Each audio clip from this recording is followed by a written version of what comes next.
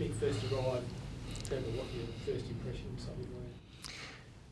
Well, he probably hasn't changed his attitude towards things. He's pretty competitive, and that was probably the first impression, is that he stormed in with a, look, I've got this job and I need to get started on a team that didn't have a very good year, and he didn't know anything about the place. So it was a very, very quick introduction to a few of the players that came down to Steve's hotel, and the next step is, well, let's put our list up and have a look at it. So he was pretty gruff to start with, and he got into the program pretty quickly, but because he needed to know what sort of talent base we had and whether we were going to push forward quickly or not.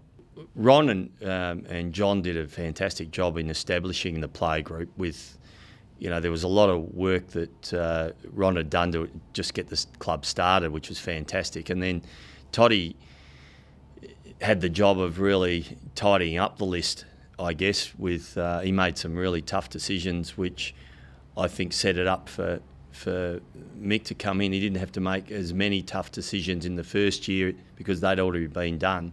So I think that was the first step. But when Michael came in, the first emphasis we needed to do was to draft well. And if we didn't draft well, we were going to leave ourselves half a dozen players short of where we needed to be. So that end of '89 draft, there was a lot of pressure on all of us. I mean, I'd only been there a couple of months before Mick started, and consequently we needed to draft really well. And that was the start of something really big, because we did draft well.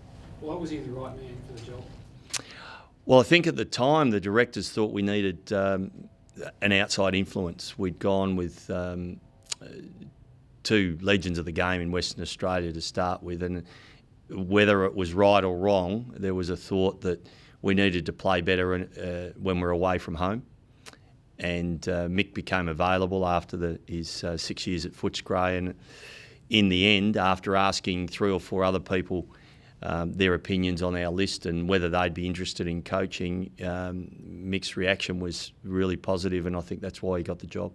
Michael was pretty demanding in the first few years because he knew what he was after, and he knew that if he didn't get the people to work hard and make sure that they contributed, we weren't going to be successful. It certainly wasn't about him. It was about setting a culture at the football club that then led to some success, and we weren't going to have the success that Mick was after unless we all pitched in, and he got a good team around him, and we all did our job, and that was the most important part. We had a horrific end to 1990 where we travelled the last 6 games of the year and got knocked out by Essendon, I think, in the prelim.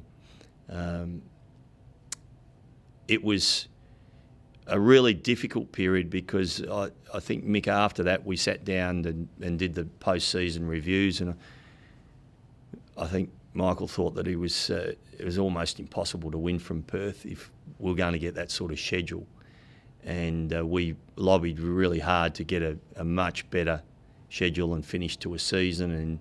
And in '91 it was a better finish, albeit it was tiring, and I think he might have said the same. But after '92, when we won the premiership, I think Mick's reaction was, I don't know whether this can be done again out of Perth because it's just so difficult.